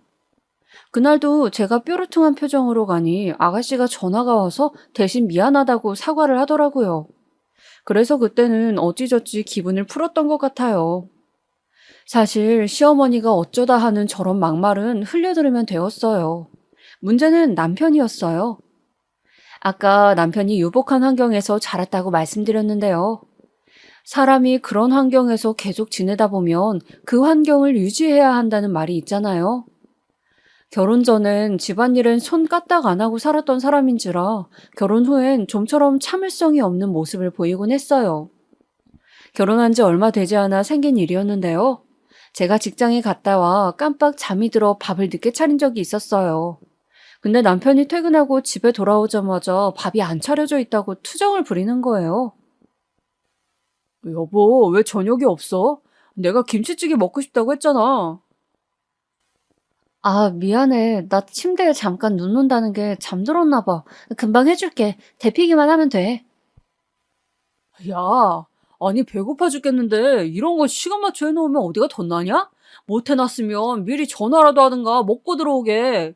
그 정도 배려도 없냐? 아니 이럴 거면 너 거기 빵집 관둬. 안 다녀도 돼. 내 월급으로도 우리 살아. 여보, 무슨 말이 그래. 잠깐 잠든 거 가지고 꼭 이렇게 야박하게 굴어야겠어? 야박? 야박은 무슨? 왜 사람을 쪼잔한 놈 만드냐? 투정도 아니고 거의 온갖 짜증과 분노를 저에게 쏟아내더라고요. 저도 일하는 사람이니 압니다. 회사에서 가진 스트레스 받고 오면 가족에게 풀 때도 있죠. 근데 이런 식으로 그 정도가 지나치게 말을 하니 기분이 팍 상하더라고요. 아무리 그래도 제 직장을 가지고 그렇게 말하는 법이 어디 있나요? 마치 자기 일하는 것만 대단하다는 식으로 이야기하는데 정말 화가 나더라고요. 그래서 그날은 남편과 결국 대판 싸우고 잠에 들었습니다. 그런데 이게 하루로 끝날 일이 아니더라고요. 남편은 이후에도 제게 밥이 안 차려져 있으면 짜증을 내었고 주말에 청소만 같이 하자고 해도 피곤하다며 화를 냈어요. 언젠가는 저도 너무 화가 나 윽박을 질렀는데도 못 들은 척 이불 속에서 꼼짝도 안 하더라고요. 그리고 제가 청소를 시작하면 자기는 침대 위에서 음식을 다 흘리며 주섬주섬 밥을 먹는데 그 꼬락서니가 너무 보기 싫었네요. 그러던 어느 날 저도 남편의 만행들을 반년간 참고 참다가 말 그대로 폭발하고 말하는데요. 당신 정말 이건 아니지 않아? 나 혼자 청소하고 있잖아. 이런 식으로 할 거야? 거기다 요즘 외박과 회식도 너무 잦잖아. 우리 결혼 전에 약속했던 게 뭐였어? 서로 외박 안 하고 가정에 충실하기로 했잖아. 그 약속 다 잊은 거야? 야, 내가 뭐 얼마나 외박했다고 그러냐? 그리고 다른 거는 몰라도 일하는 거 같다 그러면 안 되지. 너처럼 최저시급 받으며 빵집에서 일하는 거랑 대기업 회사 생활이 같겠어? 나도 아주 스트레스 많은 사람이야. 나도 참으면서 다니는 거라고. 너 먹여 살리려고. 기막힌 소리 한다. 말 같은 소리를 해라. 당신이 무슨 날 먹여 살린다고 일을 해? 당신 자신을 위해 하는 거겠지. 당신 명품 사려고 일하는 거잖아. 내 입에서 꼭 이런 말까지 나와야겠어? 뭐? 너 지금 뭘 했어? 이번에 당신 가방 하나 또 샀더라? 거기에 3천만 원짜리 시계. 할부로 긁으면 내가 모를 줄 알았어? 내가 저번에 당신한테 부탁했잖아. 아니, 빌었잖아. 제발 씀씀이 좀 줄여달라고. 당신이 버는 돈으로 당신 물건 사는 거 뭐라고 하는 거 아니야. 근데 그 정도가 지나치잖아. 우리 아이 계획은 어떻게 된 건데? 우리 아이 위해서 저축하는 것도 있어야 할 거 아니야. 우리 지금 통장 만들어 놓고 한 푼도 저축 못 하고 있어. 거기다 생활비는 당신 생활비 요즘 적게 주니까 내 월급으로 다 하고 있잖아. 애는 다 알아서 잘 크게 되어 있어. 제발 오바 좀 하지 마. 그리고 생활비 부족하면 우리 엄마 아빠한테 가서 달라고 해. 아니면 내가 할게. 그럼 당신이 해, 가서. 네, 남편의 문제는 한두 가지가 아니었어요. 그중 제일 심한 게 사치였고요. 남편이 대기업 다니는 사람인데도 돈을 못 모으는 건 바로 이 사치 때문이었습니다. 남편은 쪽팔리다며 국산차는 절대 끌려하지 않았고 입고 다니는 옷도 죄다 명품이었어요. 하다못해 속옷도 어디 시장 거 사오면 이런 건 안 입는다고 할 정도였죠. 대체 사람들에게 안 보이는 것까지 왜 굳이 브랜드로 사입해야 할까요? 제 눈엔 이 모든 것들을 남편의 허영으로밖에 보이지 않았어요. 거기다 시부모님이 저희 생활비를 다달이 주시는 것도 아니었기에 제 월급으로 생활비를 꾸려나가야 할 형편이었고요. 그러니 쪼들릴 수밖에 없었죠.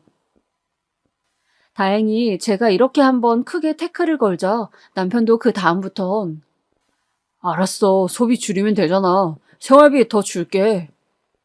하며 몇십만 원씩 더 얹어주더라고요. 아휴, 정말 이렇게까지 해야 말을 알아듣는 건지 솔직히 그때부터 남편에게 정이 뚝뚝 떨어지기 시작했어요. 근데 여기서 한술 더 뜬 게 시어머니였어요. 어느 날 시어머니가 시아버지 없으실 때 저를 시댁으로 부르시더라고요. 가자마자 시아버지가 안 보여서 물었는데 운동 가셨다 하길래 그때부터 느낌이 쎄했죠. 시어머니는 제가 미처 방석에 앉기도 전 매의 눈으로 저를 노려보시더군요. 내가 널 왜 불렀는지 아니? 네? 네가 우리 민기한테 사치한다고 그리 못살게 굴었다며? 그 말 듣고 속상해서 잠을 한숨도 못 잤다. 어머님, 그건요. 저도 참다가 말한 거예요. 이 사람 사실상 월급 대비 저축하는 게 자기 월급의 1%도 안 되어 있어요. 힘들게 일하는데 그렇게 다 써버리는 거 솔직히 아깝잖아요. 그리고 저는 아이도 생각해서 미래 대비도 해야 하니까 말한 거예요. 이래서 내가 가난한 집 며느리는 안 된다는 거였는데 그게 다 자기 품위 유지비라는 거야. 품위 유지비요? 그래, 네가 그걸 알리 모르겠지만 내가 그렇게 가르쳤어. 품위는 돈에서 나오는 거니까 돈 아끼지 말고 쓰라고. 난 우리 아들이 어렸을 때도 용돈 절대 적게 준 적이 없어. 네 시아버지 때문에 나중에야 어쩔 수 없이 줄였지. 내가 몰래라도 돈 쥐어주며 마음껏 쓰라 그랬다. 돈 있어 좋은 게 뭐니? 풍족하고 넉넉하게 살 수 있다는 거 아니니? 남한테 아쉬운 소리 안 해도 된다는 거 아니야. 그게 다 내 아들 품위 지켜주려 그런 거야. 아, 어머님, 무슨 말씀인진 알겠는데요. 그건 남편이 어렸을 적 이야기고요. 지금은 가정을 꾸리고 살고 있는 이상 남편도 아끼고 살 필요가 있다고 생각해요. 솔직히 꼭 돈 있는 걸 티내고 다녀야 품위 있어 보이는 건 아니잖아요. 만약에 어머님께서 그 품위 유지비 꼭 필요하시다 생각하시면 저희에게 생활비를 주시든가요. 그럴 수 있으세요? 뭐야? 나한테 니들 쓸 돈을 달라고? 얘 웃긴다. 거기다 너는 나한테 이미 받은 게 있지 않니? 뭘 눈을 동그랗게 뜨고 있어? 신혼집? 내가 해준 신혼집에 살자니. 그것만으로도 니네 돈이 저축됐을 거 아니야, 안 그래? 아니, 왜 집안에서 큰 소리가 나는 게야? 아이고, 우리 며느라가 왔구나. 근데 생각해볼수록 화가 나더군요. 왜 대체 신혼집 해준 걸 가지고 이제 와서 생색을 내시는 걸까요? 전 어머니 입에서 신혼집 이야기가 나올 줄 몰랐거든요. 이래서 처음에 시부모님께 신혼집 받을 때 그냥 우리 돈으로 대출받아 집 마련하자고 말한 건데 후회가 막심하게 밀려왔습니다. 이렇게 생색내실 줄 알았다면 그냥 작은 집이라도 떳떳하게 우리끼리 사는 건데 그런 말 듣고 나니 자존심이 너무 상하더라고요. 어쨌든 그날은 다행히 시아버지가 와 저를 반겨주시면서 나눴던 대화는 없던 것처럼 끝이 났지만 그 후로부터는 시어머니가 저를 대하는 표정이나 말투가 완전히 달라지고 말았습니다. 그 후 명절날만 되면 시어머니는 대놓고 저를 무시하기 시작했어요. 몇 번은 저도 참고 넘어갔어요. 저만 새벽에 불러다 앉혀놓고 전을 부치라고 했을 때도 제가 깎은 과일 모양이 이상하다 하며 민망함을 주실 때도 화가 안 풀려 그러시려니 생각하고 하루만 참자 하는 심정으로요. 물론 남편은 자기도 일러 바친 건 잘못했다고 생각했는지 저에게 미안하다며 싹싹 빌었습니다. 내가 미안해. 그날 술을 먹어서 이렇게 일이 번질 줄 몰랐어. 앞으로는 절대 엄마한테 부부 문제일 얘기 안 할게. 됐어. 이게 지금 사과로 풀릴 일이야? 나도 이번만큼은 쉽게 넘어가고 싶지 않으니까. 며칠 내내 남편의 사과가 계속되었고 결국은 명품 소비 안 하겠다는 제가 원하던 조건을 내걸은 후에야 겨우 사과를 받아주었습니다. 그런데 참 제 결혼 생활도 바람잘 날이 없었어요. 어느 날 농사일로 바쁘시던 친정 엄마에게서 연락이 왔는데요. 무슨 연락인가 해서 전화를 받아보니 엄마 친구가 해외여행을 갔다 그릇 몇 개를 사왔는데 이거 비싼 거더라. 근데 우리가 이런데 밥 먹을 필요가 뭐 있어. 너네가 갖다 써라. 하며 택배로 보내주시겠다고 하더라고요. 엄마 이쁜 그릇이면 그냥 엄마 쓰지. 우리 그릇 많아. 엄마야말로 그릇이 차고 넘치지. 젊은 사람들은 이쁜 거 써야 해. 엄마가 택배 포장하고 있으니까 받으면 문자 줘라. 며칠 후 택배에 정성껏 포장되어 온 그릇은 정말이지 너무 예뻤어요. 그래서 역시 비싼 그릇은 달라도 다르구나 하며 잘 보관해놓고 중요한 날에 쓰려고 했죠. 그런데 이 일이 저에게 큰 화로 돌아올지는 몰랐습니다. 사건이 일어났던 그날은 엄마가 준 그릇에 반찬들을 담아 오랜만에 정성스러운 밥상을 준비한 날이었어요. 마침 남편 생일이기도 했고 오랜만에 부부관계도 회복해보고 싶었고요. 남편도 일찍 오라는 제 말에 정시에 회사를 마치고 와인까지 사들고 들어왔더라고요. 왔어? 당신 좋아하는 소고기 구워놨어. 아스파라거스도 있으니까 같이 먹자. 그랬어? 고마워. 씻고 올게. 남편도 그날따라 분위기 잡으려는 제 마음을 알았는지 고분고분한 말투로 알았다고 하더라고요. 평소 같으면 짜증부터 내며 들어왔을 양반인데 말이죠. 아무튼 우리 둘 다 기분 좋게 테이블에 앉아 소고기를 먹기 시작했습니다. 근데 남편이 젓가락을 들어 소고기를 잡으려는 순간 갑자기 인상을 확 찌푸리며 톡 쏘는 말투로 그러는 거예요. 잠깐만, 이거 어디서 산 거야? 아, 이거 엄마가 비싼 그릇이라고 놔쓰라고 주셨어. 알잖아, 우리 엄마 검소한 거. 장모님이 주셨다고? 아니, 그럴 리가 있나? 야, 이거 되게 비싼 그릇이야.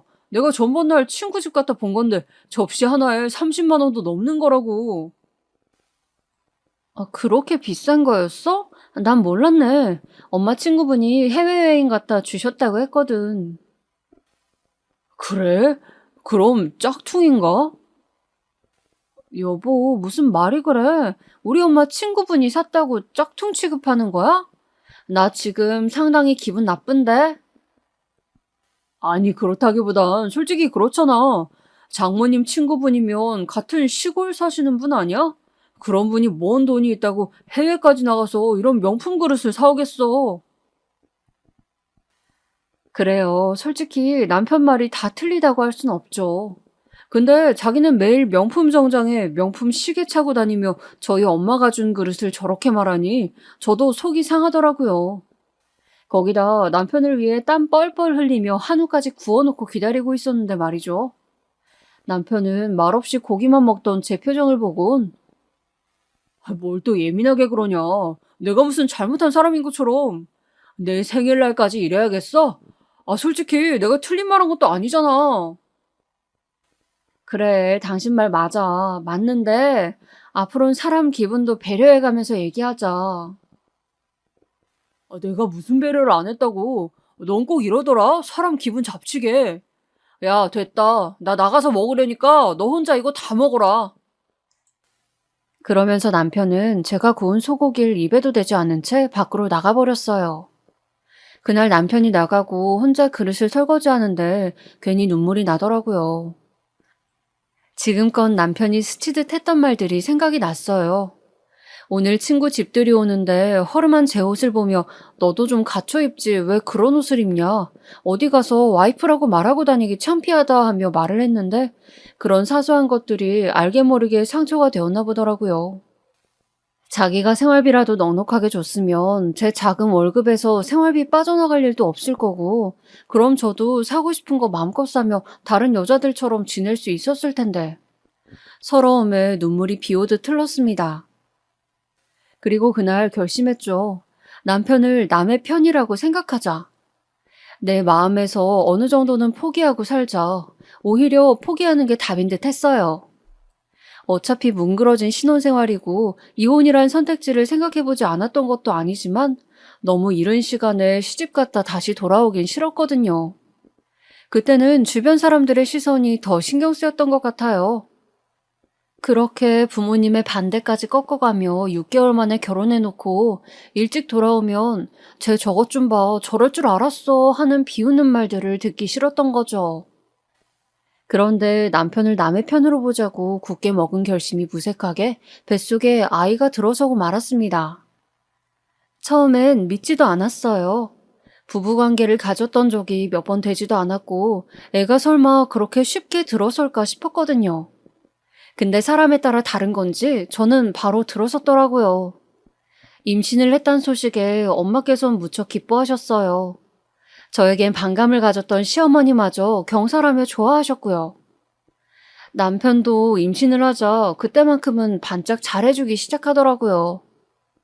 사실 남편의 꿈 중 하나가 자기 아이를 갖는 거였거든요. 행복한 유년 시절을 보내왔던 남편은 연애할 때도 나는 나중에 꼭 미숙이 너랑 가정 이루면 아들, 딸 하나씩 낳아서 우리 애들이랑 주말마다 유원지 놀러가고 재밌게 살고 싶어. 하고 말해왔습니다. 자식은 많을수록 좋다는 게 남편의 신념이라면 신념이었죠. 연애 때야 저도 그 말이 좋았지만 과연 이 인간이 애를 낳고서도 그런 좋은 아빠가 되어줄까 벌써부터 걱정이 되었어요. 근데 남편은 마치 연애 때로 되돌아간 것처럼 잘해주더라고요. 일단 퇴근하고 나면 저에게서 떨어질 줄을 몰랐어요. 제 배를 붙잡으며 우리 애가 생긴다는 게 너무 신기하지 않아? 내 목소리 알아들을까? 아휴, 어떻게 알아듣겠어. 그래도 알아들을 것 같아, 기분이. 하곤 순수한 눈빛으로 바라보곤 했습니다. 그리고 제가 어렵사리 여보, 나 오늘 딸기가 먹고 싶은데 사다 줄 수 있어? 하고 부탁하면, 딸기? 그럼 당연하지. 우리 아이가 먹고 싶다는데 기다려봐. 라며 밀린 회사 일을 내팽개치고 집에 딸기를 사가지고 들어오더라고요. 솔직히 남편에 대한 기대가 아예 없어서 그런지 그런 남편의 모습이 좋기도 하고 괜시리 들뜨기도 했습니다. 이제야 남편이 철이 든 걸까? 자식을 낳으면 정말 달라질까 하는 기대감도 생겼죠. 거기다 임신하고 나서부턴 남편의 사치가 다른 쪽으로 바뀌더라고요. 온 만큼은 죽어도 포기 못했던 남편이 자기 옷에 투자하지 않고 태어나지도 않은 아이 육아용품에 이것저것 사들이기 시작하는데 과하긴 했지만 그나마 애한테 줄 물건들이니 낫더라고요.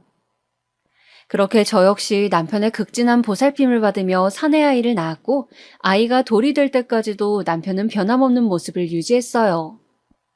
허나 돌이 지났을 즈음 남편이 갑자기 저에게 와선 상담을 요청한답시고 통보를 해왔습니다.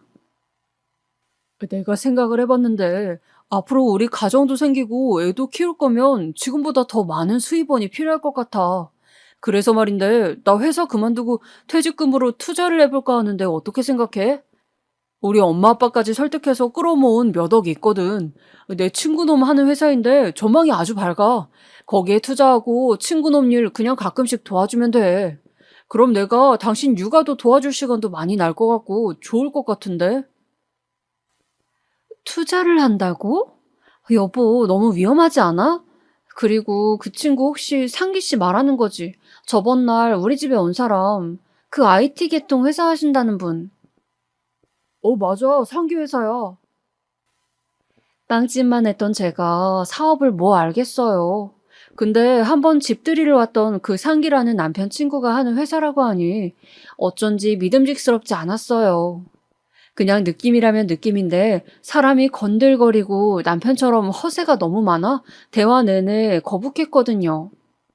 또 투자를 알진 못하지만 시어머니의 돈까지 억대의 돈을 빌려서 하는 투자니 더 걱정이 됐죠. 하지만 남편은 저에게 이것만 성공하면 공동으로 육아하고 아이에게 지금보다 더 많이 누리게 해주는 거라고 설득했습니다. 무슨 말인지는 알겠는데 조금만 더 신중히 생각해보자. 퇴직금이 작은 돈도 아니고 반년만 더 생각해봐. 아이, 정말 답답하네. 내가 말했잖아. 투자라는 건 시기가 있다고. 그 시기 놓쳐서 실패하면 당신이 책임질 거야, 진짜? 결국 부부싸움으로 이어지고 말았습니다. 그리고 시어머니가 여기에 개입하면서 사건이 더욱 커졌죠. 시어머니는 대뜸 저희 집 초인종을 누르고 들어와선 이것저것 지적했어요. 살림만 하는 네가 뭘 알겠냐? 내 아들 하는 일에 끼어들 생각 말고 일단은 잠자코 가만히 있어라. 어머님, 그래도 이건 저희 집 문제고 저희가 결정하고 싶은데요. 얘 좀 봐. 이게 다 너한테 복이 되는 거야. 아직도 모르겠니? 네가 내 아들을 만나 손해본 게 뭐가 있어? 이런 좋은 집에서 누릴 거 다 누리며 편하게 살지 않았니? 이번 투자건만 성공하면 넌 죽을 때까지 그렇게 사는 거다. 내가 하는 말만 잘 들으면 자다가도 떡이 나와요. 시어머니는 그런 식으로 저를 깎아내리며 무조건 아들 편을 들라 하루가 다르게 난리셨고 어쩔 수 없이 승낙을 하고야 말았죠. 남편은 그렇게 회사를 퇴직하고 나와 제가 모은 돈까지 모두 싸그리 긁어모아 대책 하나 마련하지 않고 투자를 해버렸고요. 원래 남자는 통이 커야 해. 라고 말하면서요. 너무 다행히도 남편은 투자한 돈의 2배나 되는 돈을 1년 안에 받았습니다. 사실상 엄청난 이득이었죠. 시어머니 역시 펄쩍펄쩍 뛰며 역시 내 아들이라고 좋아하셨고요. 거봐, 내 말이 맞았지? 그래, 내가 계속 반대했으면 큰일 날 뻔했네. 어쨌든 너무 잘 됐다. 이제 우리 애 키우는 데는 부족함 없겠어. 그러니까 말이다. 내가 예전에 우리 애 사주를 봤는데 세상에 삼성 회장 팔자랑 비슷하다 하더라고. 엄청난 부의 운이 있다고 하는 거야. 뭘 해도 먹고 살 놈이라 했는데 그 말이 딱이구나, 딱이야. 아유, 말 나온 김에 명품관 쇼핑이나 돌자꾸나. 얘, 너도 갈 거지? 아, 네, 어머님. 솔직히 아직까지 그 회사 자체가 안정적인 기반을 갖고 있진 않은 상황이라 저는 언제고 대비책을 마련해둬야 한다고 생각했어요. 근데 남편은 아니었어요.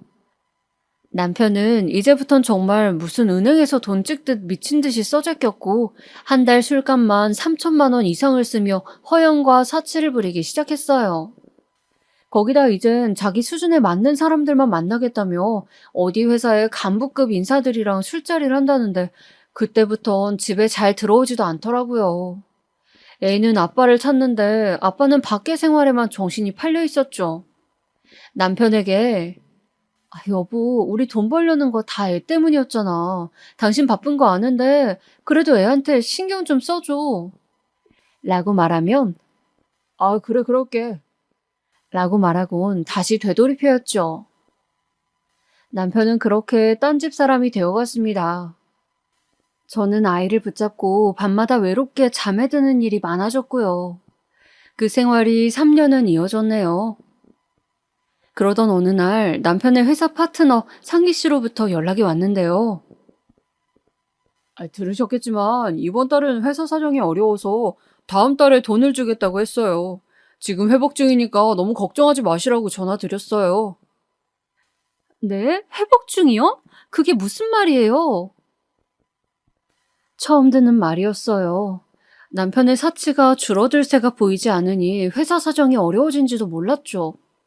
제가 모르는 기색을 보이자 그 사람은 난감한 듯 전화를 서둘러 끊었고 저는 당장 남편에게 전화를 내 캐물었어요. 근데 원래 회사가 그렇지 뭐. 잘 됐다 안 됐다 하는 거야. 신경 쓰지 말고 네 일 해. 나 끊는다. 잠깐만. 그럼 당신 또 외박하는 거야? 야, 너 또 잔소리 하려 그러냐? 그만해라, 그만 좀. 바가지 긁히는 거 쪽팔려 죽겠어. 이러며 신경질적인 목소리로 전화를 끊더라고요. 심장이 덜컹 떨어지는 기분이었습니다. 상황이 안 좋게 돌아가는 게 눈에 선했어요. 허나 남편은 저에게 바가지 긁히는 게 싫다며 더더욱 집에 들어오지 않았고 심지어는 애기 생일도 잊어버렸더군요. 제 생일 잊어버리는 건 그렇다 치고 아이 생일까지 술 먹고 취해 들어오는 남편을 보니 이혼이란 두 글자가 목구멍까지 치밀어 올랐어요.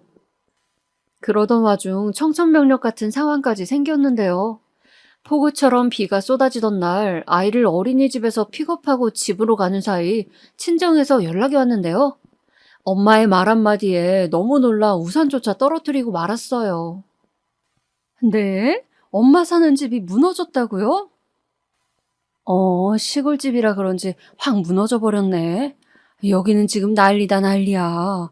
너넨 괜찮은 거니?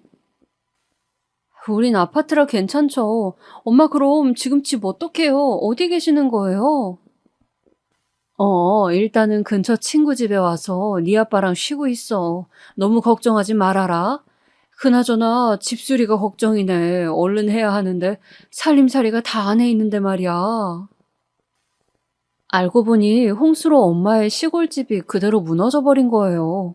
사실 홍수가 나는 시기엔 제가 신경 써서 엄마에게 전화를 했어야 하는데 남편과의 일에 너무 지친 나머지 신경을 쓰지 못했던 거죠.